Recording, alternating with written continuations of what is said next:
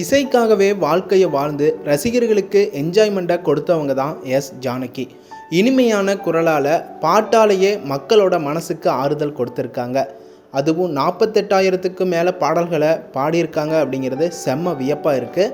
இதையெல்லாம் நினச்சி பார்க்கும்போதே இந்த பாடல்களுக்கான ப்ராசஸ் எல்லாம் அவங்க பண்ணியிருக்காங்க. அப்படிங்கும்போது அவங்களுடைய வாழ்க்கையே மியூசிக் தான், பாட்டு தான் அப்படின்னு வாழ்ந்திருக்காங்க. மேலும் மறையும் முன்னாடி கூட வீட்டில் தான் அதிகமாக அவங்க பாடிய பாட்டை பற்றியும் தான், ஃபேமிலியை பற்றியும் தான் அதிகமாக பேசியிருக்காங்களாமா. ஒவ்வொரு பாட்டுக்கான சுவாரஸ்யமான விஷயங்களை பேசியிருக்காங்களாமா. இதெல்லாம் பார்க்கும்போது கோடிக்கணக்கான ரசிகர்கள் மனசு உடைஞ்சு போச்சு. இந்த நிலையில் எல்லாருக்குமே ரொம்ப ஃபேவரட்டான மியூசிக் ஷோவாக இருக்க சரிகமப்பா ரீசெண்டாக ஆடிஷன் நடத்தியிருந்தாங்க.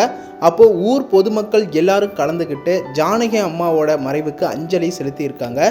எல்லாரும் சேர்ந்து அவங்களுக்காக பாட்டை பாடி அஞ்சலியாக செலுத்தியிருக்காங்க.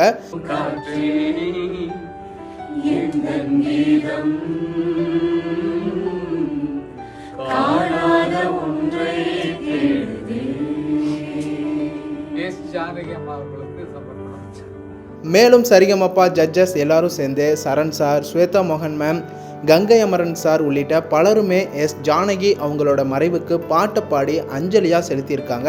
எஸ் ஜானகி நம்ம விட்டு மறைஞ்சாலும் அவங்க பாடிய ஒவ்வொரு பாட்டுலையும் அவங்க உயிரோடு தான் வாழ்ந்துட்டு இருப்பாங்க அப்படிங்கிறது தான் உண்மை. எஸ் ஜானகி அம்மா அவங்களுக்கு சேனல் சார்பாக ஆழ்ந்த இரங்கலை தெரிவிச்சுக்கலாம்.